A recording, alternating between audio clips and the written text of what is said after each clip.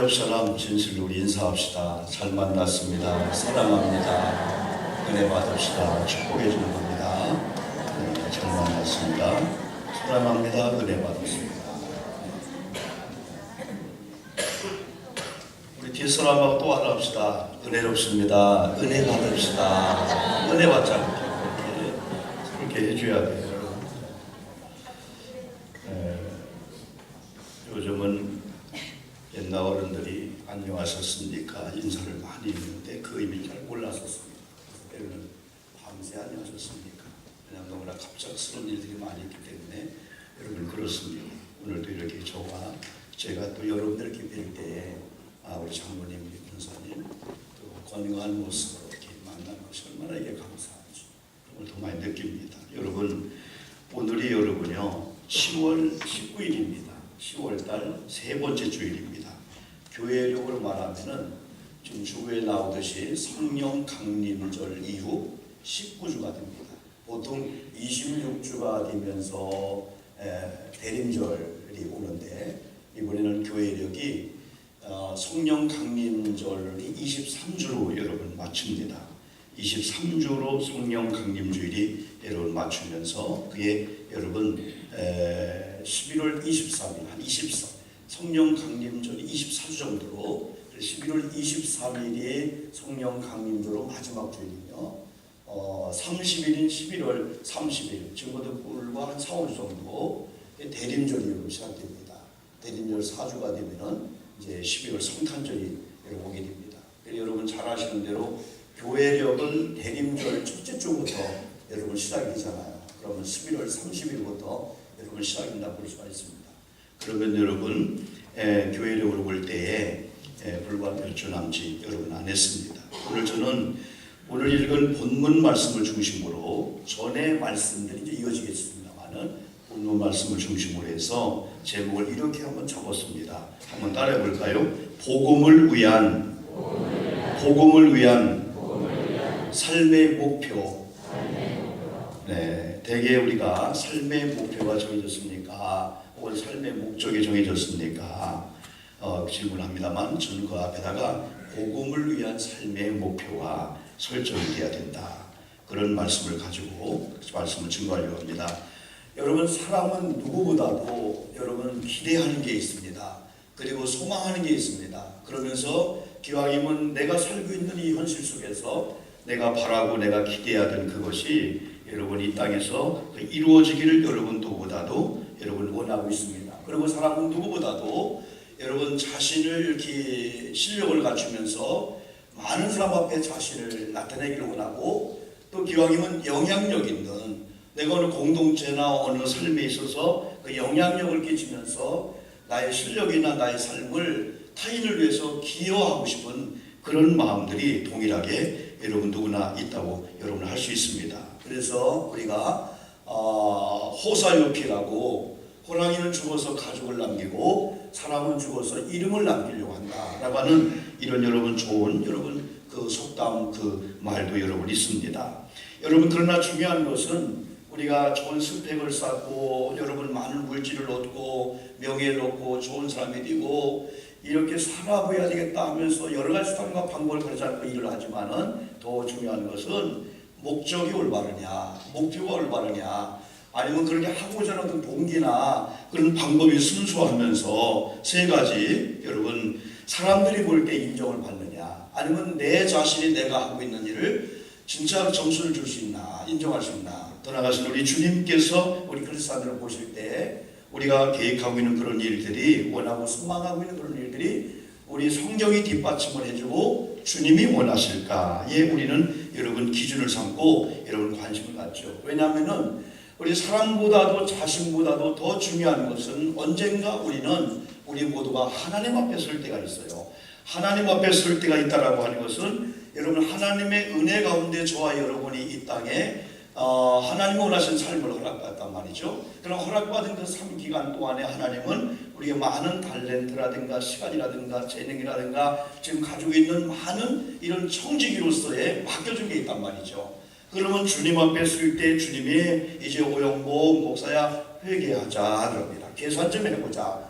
내가 너에게 이런 날들, 시간들, 재물과 이런 재능과 많은 탤런트를 맡겼는데 내가 허락한 그 기간 동안에 너는 나를 위해서, 이 인류를 위해서, 이웃을 위해서 주어진 그 공동체의 리더로서, 그 직분자로서, 사명자로서 어떤 삶을 살았냐 하면서 계산할 때가 여러분 있다는 거죠. 그래서 우리 그리스도인들은 특별히 사람들을 의식하기보다도 하나님을 의식하기 때문에 더 바르고 더 정직하게, 또 기왕이면 우리가 목표하고 있는 것이 올바른 성경적인 목표와 그리고 동기, 이 바른 주님이 원하시는 그런 걸 가지려고 애를 여러분 많이 씁니다.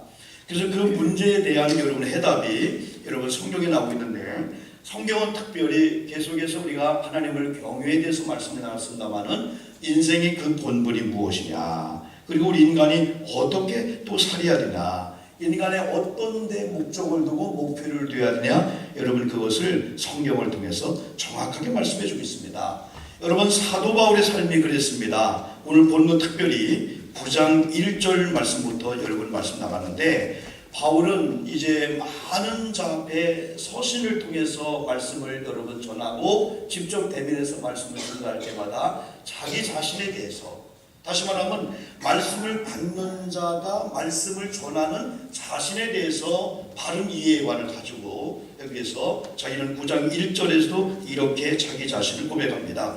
내가 자유인이 아니냐, 사도가 아니냐, 예수 우리 주를 보지 못하였느냐 했을 때 이 사도라고 하는 것은 뭐냐면 하나님이 부르셔서 하나님이 자기에게 사명을 줘서 복음의 사도로서 사도성을 가지고 이제 말씀을 받는 자를 대한다는 거죠. 그래서 내 말이나 내 논리나 내 지식이나 내 이해가 아니라 하나님이 내게 사도성을 주고 사도로 부름을 받고 하나님이 내게 복음의 말씀을 주었는데 나는 이 모든 걸 여러분에게 전합니다 라고 하는 이 사도성에 대해서 가장 강력하게 이렇게 말씀을 전할 때 그걸 이야기했습니다. 그래야만 많은 사람들이 하나님의 말씀을 주의 종들을 통해 증거할 때 사람의 말이 아니라 하나님의 말씀으로 받을 때에, 여러분 사도행전 14장 루스라 안진명이가 말씀을 들을 때 막 주목했을 때 막 역사가 나타났거든요. 그리고 데살로니가 교회는 하나님의 말씀으로 막 들었다고 했거든요. 사람의 말이 아니라 그때 막 역사가 나타났거든요. 사람의 말로 듣지 않고. 그래서 그걸 알았기 때문에 바울은 사도성에 대해서 많이 말씀을 했고, 그리고 오늘 16절 말씀 보니까 내가 복음을 전할지라도 자랑할 것이 없으면, 이 복음에 대해서 말씀해 주면요, 그가 복음의 사명이면서도 부득불 전할 수밖에 없는 것은 만일 복음을 전하지 아니하면 내게 화가 있으리라, 그런 말씀을 줬어요. 그리고 18절에서는 내게 그런즉 내 상이 무엇이냐, 내가 복음을 전할 때에 값없이 전하고 복음으로 말미암아 내게 있는 권위를 다 쓰지 아니한 것이로다. 이건 뭐냐면은 복음을 전하는 사도 바울에게 하나님이 권위를 줬다는 거예요. 권위. 이 권위는 하나님이 준 어소리티라는 이 권위는요, 사람이요 존중할 수밖에 없어요. 오늘 우리 리더자들에게, 오늘 성도님들에게, 세상 사람들 앞에 쓸 때 우리는 하나님의 권위자, 하나님이 우리에게 직분을 주시기도 하고 우리에게 많은 사명을 주면서 성도라고 우리가 부르면서요, 하나님이 크리스찬들에게 똑똑한 권위를 준 거예요. 그래서 안 믿는 자가 아무리 권력과 명예와 세상에 많은 걸 가지고 있고 우리는 그보다 못한다 할지라도 우리는 기죽을 필요가 없습니다. 왜? 우리는 하나님의 백성으로서 바울에게 소리트라는 권위를 준 것처럼 이 권위를 줬단 말이죠. 우리 여러분 아멘 합시다. 아멘. 이 권위자입니다. 우리가 그럴 때 세상에 나가서 당당히 살 수가 있어요. 돈이 있다고요? 환경이 좋다고요? 아니면 다른 사람과 권력과 뭐 좀 많이 갔다, 그래서가 아니고요, 환경이 우리가 안 좋은다 할지라도요, 하나님이 나를 오영복 목사로 창조하시고, 그리고 여러분과 저를 어느 날 예수 믿게 했단 말이죠. 세례받고요, 직분을 받고요, 그의 귀한 사명자로 살게 했어요. 그래서 우리는 다 사명자죠. 세상에 많은 안 믿는 자들을 주님께 인도할 복음의 이 권위, 복음의 이 여러분 사명이 주었어요. 그런데 여러분 바울은요, 하나님이 준 이 권위와 이 권세를 가지고 그것도 복음을 위해서, 자기 자신의 영광이나 아니면 다른 걸 위해서 남용하지 아니했다는 거지요. 오직 복음을 위해서, 복음으로 이 말미암아.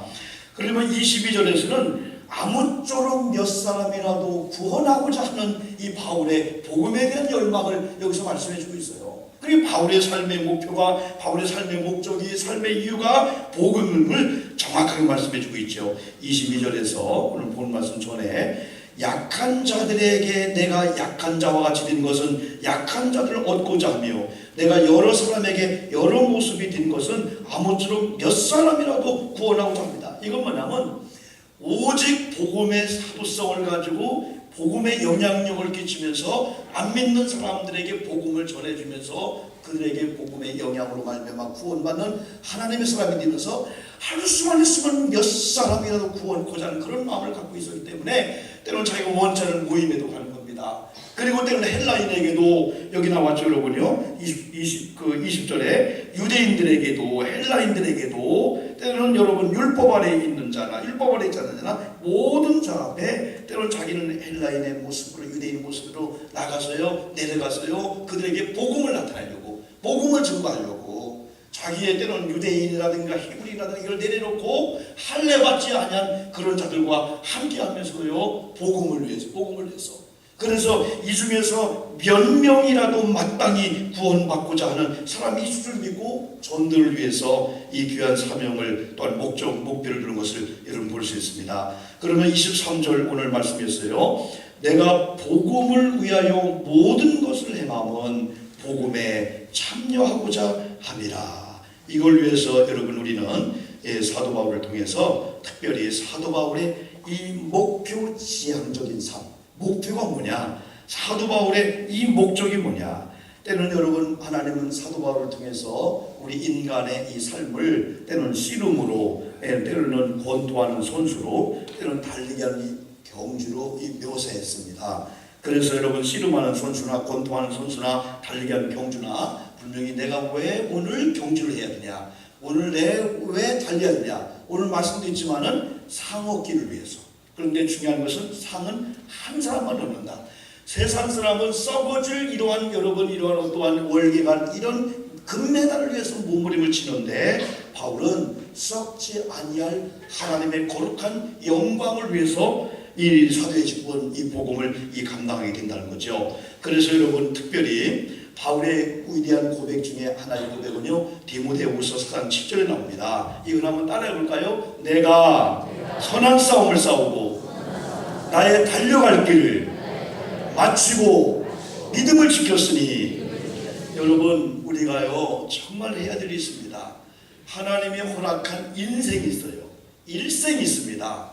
일생이 아무리 힘들고 어려워도 하나님이 저와 여러분을 부르실 때까지 인생이 고달프고 힘들고 내 마음대로 안 된다 할지라도 여러분 살으셔야 될 이유가 있는 줄 믿습니다. 하나님이 아마 가장 귀하게 보이는 성도가 이번도 제가 많은 죽음을 경험하면서요 살으려고 몸부림을 치는 분들 95세가 되고 100세 됐지만은요 하나님이 나를 부르신 그날까지 나는 살아야 될 이유가 있고 내 존재 이유가 있어 하면서 또듬또듬 말씀을 기억하며 말씀을 읽고 찬송하면서요 교회 종수를 기억하고요 비록 요양원에 있던지 어떤 병원에 있던지 평소의 말씀을 기억하면서 죽음 후에 천국이 있는데 영생이 있는데 마지막에 내가 쓰러지면 안 돼 넘어지면 안 돼 포기하면 안 돼 하면서 믿음을 지키면서 살려고 애를 쓰는 이 모습을 볼 때 천만금 억만금을 드리는 어떤 사람들보다도 하나님이 생명 살아주는 그 생명을 지키려고 몸부림치는 이런 모습을 보고 하나님이 기뻐하실 줄 믿습니다. 오두막집이면 어떨까요? 여러분 자녀에게 여러분 100만 원 하나 유산을 물려줄 수 있는 형편이 안 되면 여러분 어떨까요? 공부를 못하면 형편이 어떨까요? 여러분요 병들면 어떨까요? 암병이 들어와 삼기가 되면 어떨까요? 그거 별로 중요하지 않습니다. 중요한 것은 하나님의 이 믿음의 열망입니다. 그러니까 디모데후서 17절에서 바울은요 마지막 사명을 띄워놓을 때 은퇴를 앞에 놓고 내가 선한 싸움을 싸우려고 몸부림을 치면서 달려갈 길을 마침내 마쳤다는 거예요. 중간에 포기하지 않았다는 거죠. 그러면서 무엇보다 믿음을 지켰다는 겁니다. 여러분 말세가 되면은 끝까지 예수를 믿으라고 말씀해주고 있어요. 왜? 믿음이 있는 자를 볼 수 있겠느냐. 너무나 세상이 믿지 않아도 살 만큼 그런 시대가 와요. 여러분요 세상이 구원인 것처럼. 그래서 여러분이 많은 사람들이 구원에 관심이 없고 주님께 관심, 하나님에 관심이 없고 그냥 세상에 재미가 있어서가 아니고 세상이 바쁘게 만든다는 거예요. 정신이 없게 만든다는 겁니다. 최소한도 한 가정에 여러분 집이 옛날 우리 어른들 있잖아요. 옛날 우리는 다 아궁이 그리고 또 그 뭘까요? 다 재래식 그 화장실 또 그 주방을 쓰고 그리고 얼마나 여러분 집 형편들이 안 좋았습니까? 지금은 기본으로 우리가 15평, 24평 아파트를 살고 있잖아요. 옛날 우리 어른들이 그 정도 집이라면요 그냥 춤을 추면서 매일같이 행복한 삶을 살겠다고 마음을 다 먹으신 분들입니다. 오늘 우리의 삶이 얼마나 환경 여건이 됐습니까? 거기다가 여러분요 조금 여유가 있어서 은행에 한 3억 정도 5억 정도 있다면요 매일처럼 여러분요 입이 이렇게 올라 귀에 걸리다가죠. 아 좋다 행복하다 감사하다. 때로는 부모님을 통해서 남편을 통해서 아내를 통해서 사위를 통해서 때로는 자녀를 통해서 되니까요 그래야 해야 된단 말이죠. 그런데요 세상이 그렇지 않아요. 돈이 수십억 있는 사람도요 좋은 차를 타고요 얼마나 여러분요 환경에 좋은 여건이 있는 사람도요 다 바쁠 수밖에 없습니다. 막 지키려고 막 몸부림치려고 더 모으려고 혹시 어려운다고 못하지. 그러다 보니까 한 달을 살면서도 한 달에 4번 정도가 세상에 이렇게 재밌냐 이렇게 즐겁냐 애들을 바라볼 때 환경을 바라볼 때 그걸 느끼지 못하는 가운데 그냥 다람쥐 쳇바퀴 돌듯이 그렇게 인생을 산다면 우리 인생이 너무 여러분 아쉽잖아요. 그래서 하나님은 때로는 오두막집일지라도 넉넉하지 않을지라도 진짜 하나님이 준 믿음과 생명을 지키려고 몸부림을 치면서 여러분요 연세가 드셨음에도 불구하고 그런 모습을 볼 때 그게 바울의 고백 속에 나오게 되는 겁니다. 내가 선한 싸움을 다 싸우고 믿음을 지켰다는 겁니다. 그러면서 자기에게 이제는 하나님의 거룩한 영적인 하나님이 준 멸류관이 있다는 거죠. 그 목표가 바로 거기에 있음을 여러분이 보여주고 있습니다. 여러분 인생의 삶은 경주와 같습니다. 특별히 신앙생활은 경주 아니 전쟁과도 같습니다. 때로는 단거리 경주를 해야 됩니다. 급하게 뛰어야 됩니다. 단거리 목표를 향하여 급하게 뛰어야 되지만은 장거리 여러분 완주 코스는 42.195는요 때로는 여러분의 보수를 맞춰야 됩니다. 자기 건강 상태, 자기 실력의 상태 어느 순간에 스파트를 올려가지고 여러분 이제 우리가 꼬리를 향해 갈 것이냐 자기 계획을 여러분 전략을 여러분 짜기도 합니다. 그래서 우리 인생은 많은 사람들이 중간에 웃지 않아도 괜찮다. 중간에 웃을 일이 없어도 괜찮다. 고난과 어려움은 괜찮다. 마지막 최후의 태표를 끊는 그 순간에 웃는 자가 마지막에 승리자다. 여러분 지금 교회도 마찬가지 개인도 마찬가지 저와 여러분의 인생의 삶을 바라볼 때 평가에서요 실패했다 성공했다 자만할 필요도 없고요 자기감을 가질 필요도 없는 줄 믿습니다. 아직 우리는 경주 중에 있습니다. 경주 중에 있습니다. 오늘날 주님께서 최후의 순간을 우리에게 허락해 줄 거예요. 그 순간까지 아직 우리는 더 내다가지도 말고 그리고 우리는 너무 우리가 또 과대하게 평가하지도 말고 교만할 꼴도 여러분 없지요. 겸손한 가운데 믿음의 행진을 우리가 할 수밖에 여러분 없지요. 여러분 때로는 일시적인 승리가 있습니다. 최후의 승리가 있습니다. 대들기면 우리 그리스도인들은 일시적인 승리에 취해서 울고 여러분 웃고 하는 그런 단세포적인 삶이 아니라 지금은 고달프고 힘들지만은 영원한 날에 영원히 웃을 수 있는 최후의 승리자 이 승리자가 되기 위해서는 우리가 전략이 있어야 됩니다. 그 전략은 시선을 다른 박지라는 사람들이 지금 여러분 인천 아시안게임이 끝나고 18일 토요일부터 여러분 인천 그 장애인 아시안게임이 6일 동안 여러분 시작이 되고 있잖아요. 인천 주변의 사람들이요 많이 관람도 하고 응원도 많이 해줘야 됩니다. 그 아픈 우리 장애인들이 열심히 하는 그 모습이 또 얼마나 여러분 도전이든지 여러분 모르죠. 그들이 여러분 다른 박지를 하고 할 때요 오직 그들의 관심은 여러분요 멸류관이겠죠. 그리고 테이프를 끊어보겠죠. 이번에 여호수아라고 하는 그 청년이 참 고생을 많이 한 청년입니다. 여러분이요 2관왕 3관왕을 했나요? 어떤 경우는 여러분이요 2등 가는데 그냥 점프를 하듯이 그냥 자기 몸을 날려가지고 조금 먼저 와서 2등을 이렇게 하기도 하고 어떤 인천에 살고 있더라고요. 그 아버지 부모님이 작은 교회 개천 교회하고 있는 그 아들이었더라고요. 그래서 여호수아 이름이 그렇다 했더니 그래서 북미lum에 나오기도 하고 여러분 많이 그랬는데 여러분 이 전략이 필요하죠. 만약에 단거리라면 단거리 전략, 장거리라면 장거리 전략, 마라톤이 전략이 있는데, 성경적 전략은 제가 서두에 말씀드린 대로 첫째는 분명한 목적의식입니다. 분명한 목표입니다. 한번 따라해볼까요? 복음을 위하여. 복음을 위하여. 복음은 한마디로 말하면 예수님이에요. 예수님을 위하여. 예수님을 위한다라고 하는 것은 예수님을 보내신 하나님을 위하여. 그 일을 역사하고 있는 성령님, 그리고 또 하나님께서, 예수님께서 말씀을 통해서 기록했잖아요. 오직 말씀이죠. 오직 성경, 이 말씀의 목적을 여러분 두게 되는 겁니다. 여러분, 오늘 여러분 우리에게 주는 이 복음을 위하여, 복음으로 말미암아 이 말씀을 여러분 썼습니다. 바울도 여러분 여기에서 특별히 여러분요, 바울을 여러분 이야기할 때 바울이 진짜 목적과 이 목표를 한 번에 말씀한 그 에베소서 3장 6절 7절 있어요. 에베소 교회에게 편지할 때 에베소서 3장 6절 7절에서 먼저 그 7절에서 이 복음을 위하여 그의 능력이 역사하시는 대로 예수 그리스도께서, 하나님께서 자기에게 하나님의 복음의 일꾼을 삼았다는 거예요. 다시 말하면 내가 왜 일꾼이 되었을까? 내가 우리 교회의 집권자가 되었을까?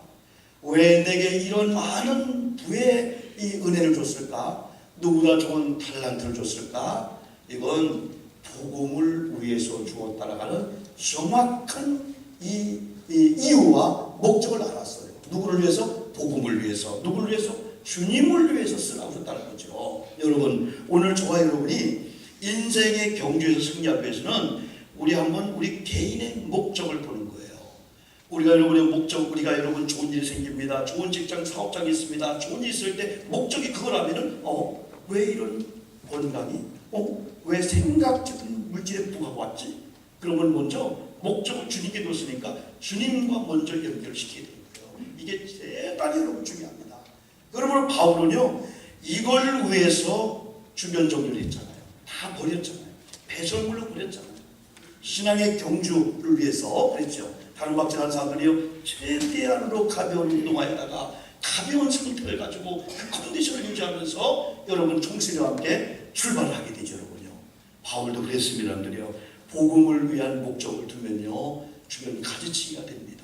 아하, 나는 복음을 위한 목적이라고 하면서도 나는 세상의 주변 것들이 목적이기 때문에, 왜? 목적을 두면은 그분께 시선을 고정시키고 그분에 의해서 기뻐하고 즐거워하게 되는 거예요. 그런데 우리가 세상에 어떤 것에 목적을 두었더니 사업장이 잘 되면 무섭고 안 되면 괴로워했고, 자녀가 잘 되면 좋았고 안 되면 괴로워했고, 이번도 여러분이 그런 사고가 당하니까 연관된 사람은 그냥 목숨을 끊어버리게 되는 거죠. 예? 여러분, 우리의 목적을 주님께 둬야 될 줄 믿습니다. 그분에 의해서 우리는 울고 우고하는 거죠, 여러분요. 근데요, 목적을 그분께 두면요, 그분은 결코 교회를, 성도 여러분들 실망시키지 아니하실 줄 믿습니다. 실망시키지 아니하셔요. 우리 주님은, 우리 하나님은 그걸 여러분 너무 정확히 여러분 아시기 때문에, 그래서 이 복음을 위해서 하나님의 일꾼이 된 사명감을 가지고 일하는 자에게 복음으로 말미암아, 복음을 위해서 산 자에게는 복음 속에 있는 구원이,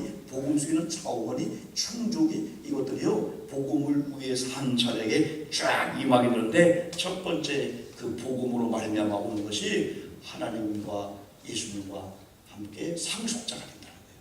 하나님의 아들 자녀가 이렇게 관계가 형성되는 거죠. 여러분, 두 번째는요, 지체가 된다고 했고요. 세 번째는 예수 그리스도의 언약의 백성, 이런 약속에 참여하는 이런 여러분 큰 하나님의 은총이 복음을 위하여 사는 자에게, 목적을 둔 자에게 복음으로 말며 이런 복이 온다는 거예요. 이런 복을 누리시기를 주님의 이름으로 축복합니다. 복음을 위하여, 다시 말하면 전도입니다. 전도입니다. 여러분, 자신의 구원과 이 신앙의 삶이 얼마나 중요한지 몰라요. 27절에서 바울은 남에게 전파한 후에 자신이 도리어 버림을 당할까봐 자기는 두려워한다 했어요. 타인을 위해서 복음을 전파하다가 자신의 이 상태를 보면서 때로는 자기를 위해서 두려워하면서 자기 몸을 복종시킨다, 이렇게 말씀했습니다. 여러분은 두 가지입니다. 타인의 구원과 자신의 구원에 깊은 관심을 갖되 특별히 타인의 구원은 하나님께서 먼저는 사도행전 1장 8절 전도를 얘기할 때 먼저 그 전도의 그 영역을 얘기했어요. 먼저 뭐라 했습니까? 성령이 우리에게 임하면은 우리가 권능이 임한다고 했어요. 그러면은 먼저 우리가 머물고 있는, 지금 사도들이 머물고 있는 예루살렘과 그 뒤에 사마리아와 그 다음에 유대와 그 다음에 사마리아와 그 다음에 땅끝까지 이르러 내 증인이라 한 것처럼 먼저 우리가 구원받았잖아요. 그러면은 이번 우리가 10월, 11월 동안은 가족 구원을 한번 드려요. 가족 중에서 전혀 그리스도를 믿지 않는 사람들을 한번 분류해보고, 과거에 열심히 믿었는데 지금은 전혀 믿음이 없는 쪽에서 살고 있는 장성한 자녀들을 한번 분류해놓고, 세 번째, 우리 교회 출석은 하고 있는데 1년 50일 중에서 새벽에 제가 언급한 말씀입니다. 여러분 5분의 1도 안 나온단 말이죠. 그러면은 우리가 긴급성, 중요성을 가지고 만일에 내 자녀가, 내 부모 형제가 이 땅에서는 좋은 유산을 물려주고 부모님이 그렇게 고생하면서 대학을 키우고 좋게 결혼해가지고 잘 살았는데 이 다음에 한시적인 일시적인 삶을 성공했어요. 일시적인 삶은 수많은 사람들이 부러워하는 사람이 되었습니다. 그러나 죽음의 사수를 넘는 순간에 여러분 영생의 길로 가야 되는데 그 길을 준비하지 못하고 음부의 길을 간다면, 그걸 미리 생각한다면 지금 우리는 옷을 찢어야 됩니다. 때로는 금식을 해야 됩니다. 때로는 주님이 십자가를 지고 하면서 이제는 나를 위해서 울지 마라, 너와 너 자녀를 위해서 우리는 주님의 그 음성이 내 마음에 들려가죠.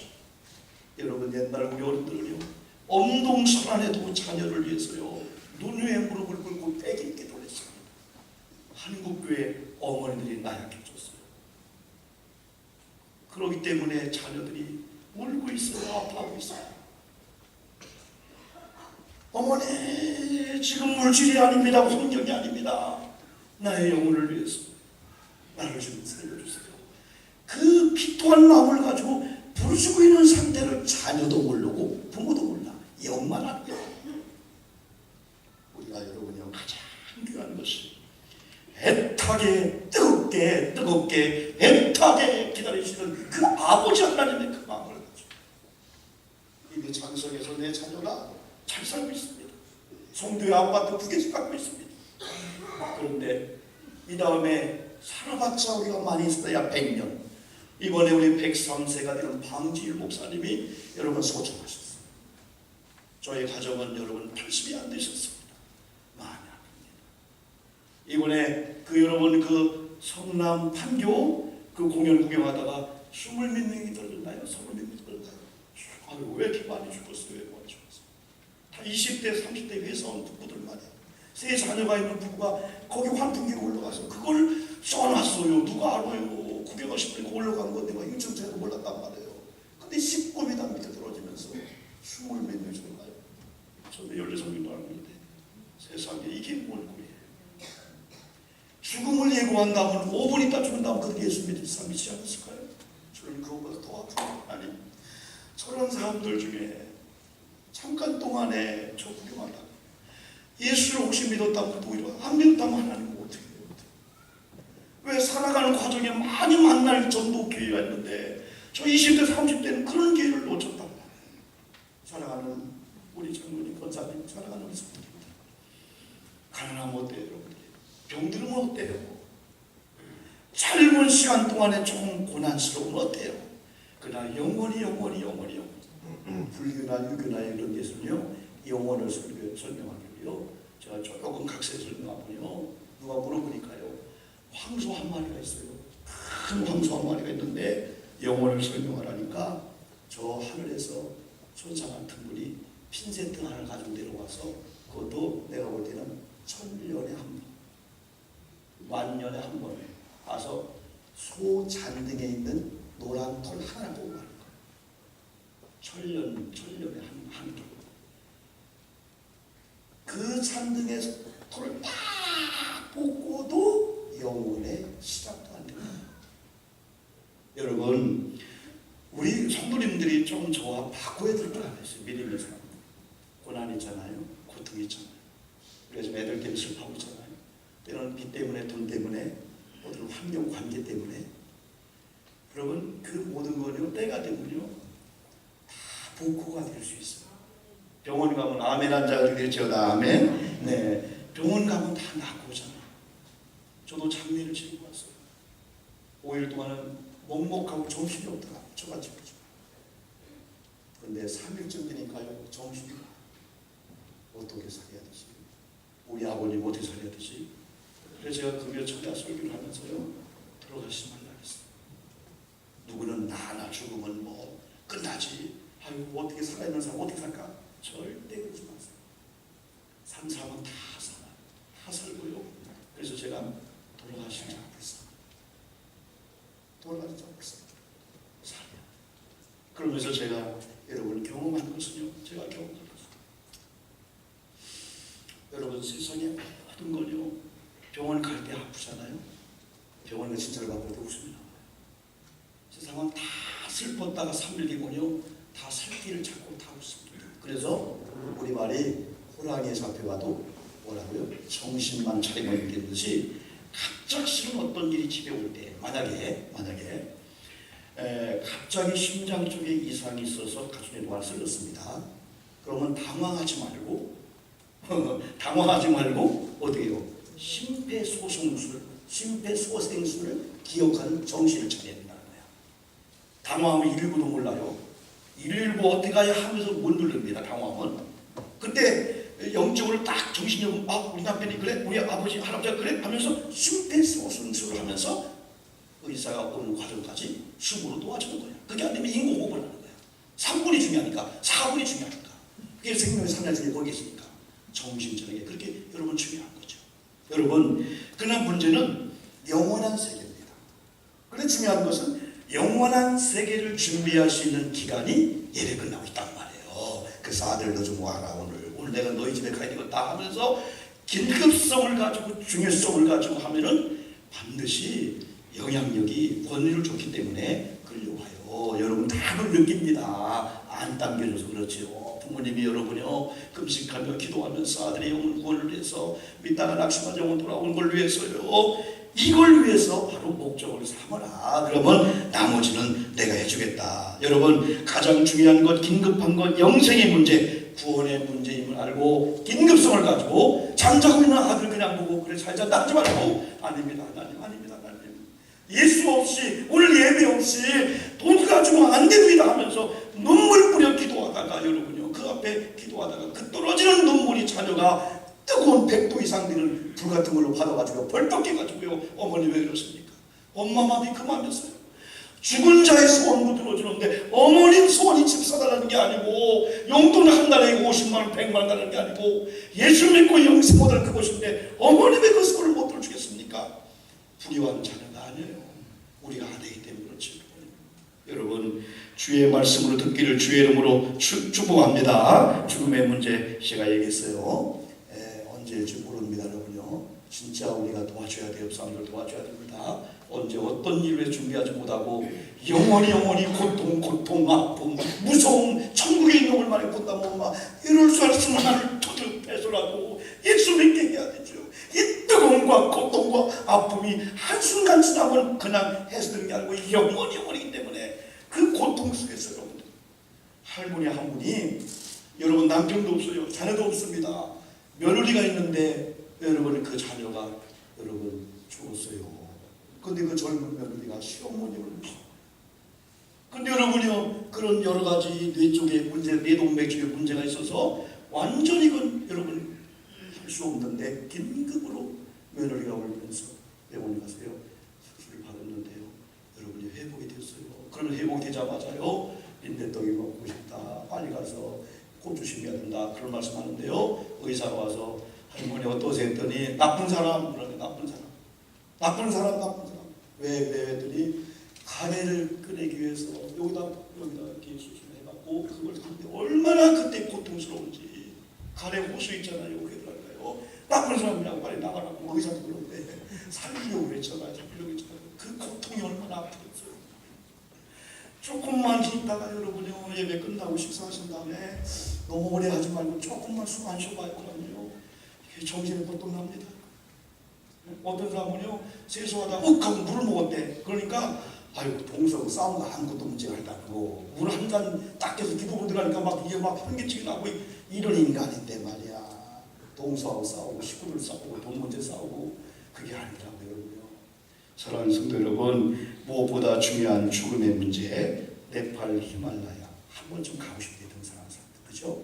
눈사태가 나서 30몇 명이 다 그 빠지고 죽고 수많은 사람들이 지금도 여러분 불명 중에 있다는 거죠. 사랑하는 성도 여러분, 삶의 목표와 목적을 바로 설정 안 됩니다. 설정만 클릭하면 그때부터는 쫙 진행해 나가게 되는 거예요. 삶의 목표와 목적을 예수님께 두시기를 주의 이름으로 축복합니다. 그러면요 그 26절 다시 전해 오면은요 나는 다름질하기를 따라합시다. 향방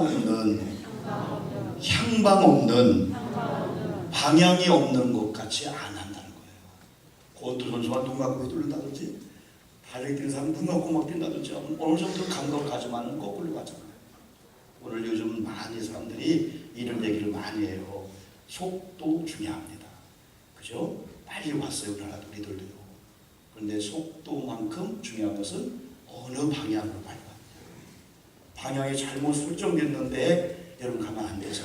오늘 저와 여러분들은 예수님께 방향성을 주님께 우리의 삶의 이유와 목적을 그분께 그러면서 여러분 전진할 때 방향성을 가지고 속도에 가속 페달이 붙어버리면은 여러분 잘 진행될 줄 믿습니다. 삶의 목표가 오직 예수님, 시선을 그분께 고정시키고 그분을 의식하면서 누군가가 삶의 목적이 뭡니까? 삶의 이유가 뭡니까? 라고 한다면 하나님의 영광입니다.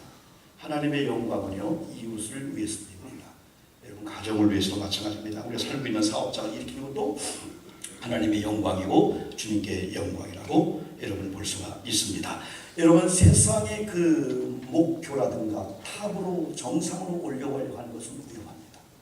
네? 정상으로 올라가서도 여러분 위험하고 올라가는 과정도 위험합니다. 그러나 믿음의 주요 온전케 하시는 예수를 바라보고 나가는 저와 여러분들은 여러분 온전한 가운데 주님이 도와주심으로 과정도 마침내는 여러분 그런 여러분 목표를 달성함으로 말미암아 좋은 영적 상과 멸류관이 있게 될 줄 믿습니다. 하나만 더 제가 말씀을 드리면은 결국은 오늘 24절로 27절 말씀 속에서 신앙이 생활로 생활이 신앙으로 설정이 다다는 거예요. 우리 성도님들 물어보면 고잔교회 성도님들 여러분 많이 적게 모인다 그거 너무 중요하지 않습니다. 여러분 고잔교회 성도님 하면은 신앙이 생활이네. 저거는 생활이 아니 신앙이네. 한번 따라해볼까요? 신앙생활, 생활신앙. 신앙이 생활인 거야. 생활. 그리고 생활이 저거는 생활이 뭐 특별기도 할 필요가 없어. 생활이 신앙이 생활신앙이에요. 이게 설정이 되면은 또 그런 자의 삶을 여러분 살 수밖에 없죠. 그러기 위해서는 25절 말씀대로 절제의 삶이 필요합니다. 절제. 그런데 이 절제도 저희들이 하는 한계가 있지만은 성령을 받으면은 성령의 열매가 저절로 열리듯이 성령 안에서 오토 절제가 됩니다. 오토. 요즘 자동차도 현대에서 여러분 보니까 현대에서 사람이 타지 아니한 그걸 지금 개발해냈어요. 자동으로 추월도 하고 자동으로 쓰기도 하고 지금은 물론 여러분 우리 사회자도 보니까 여러분 자기가 그냥 이렇게 사람 가만히 있어도 밖으로 해갖고 주차를 하더라고요. 이렇게 코드를 안 누르니까 여러분 그런 시대입니다. 여러분 하나님이 말씀을 통해서 여러분의 삶의 목표가 결정이면 원격 조정을 그분이 주셔 성령이 여러분 저절로 절제가 될 줄 믿습니다. 27절은 아까 말씀드려도 자신을 한번 돌아보라. 내 자신을 지키는 내 언행 심사 나의 모든 영혼과 나의 육체와 내게 하나님의 가정을 맡겼는데 내게 하나님의 교회를 직분을 맡겼는데 내게 하나님이 이러한 건강을 맡겼는데 그러면 어떻게 우리가 무엇을 결정했습니다.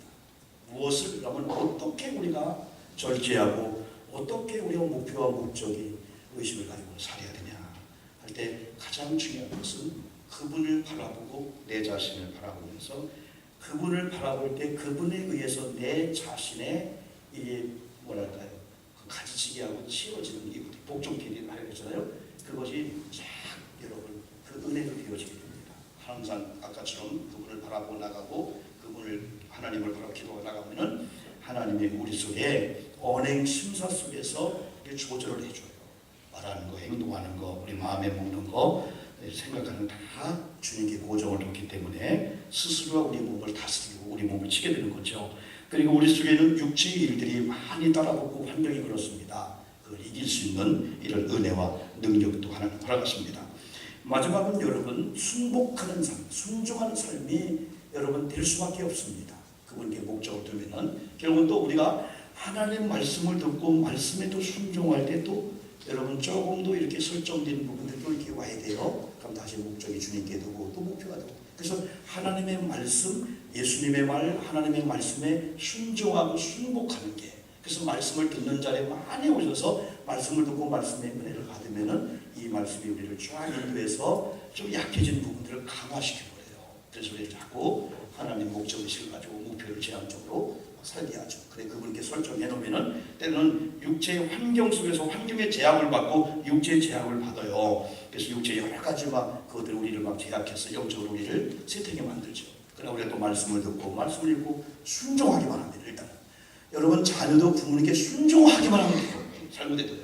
그래서 우리는 하나님의 말씀에 하나님께 순종하기만 하면은 순종하면 그때부터 말씀이 들려지면서 다시 육체의 가지치기가 되고 또 육체의 현저한 죄들이 여러분 다 이렇게 또 깨끗하게 되고 육신의 생각은 사망이라고 로마서 8장 말했는데 육신의 생각이 정리가 되고 예수님의 생각 그래서 영생 막 사는 역사가 여러분 있게 되는 거죠. 이 시대도 여러분요 이렇게 순종하는 사람들 하면 얼굴과 그들의 언어와 이런 삶의 이런 패턴을 보면은 부드럽습니다. 그렇죠?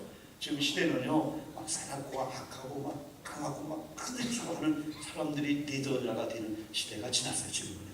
지금은 큰 돈부들어 큰 포크레인 그리고 막 타워크레인 운전하는 분들 여자 타워크레인이죠.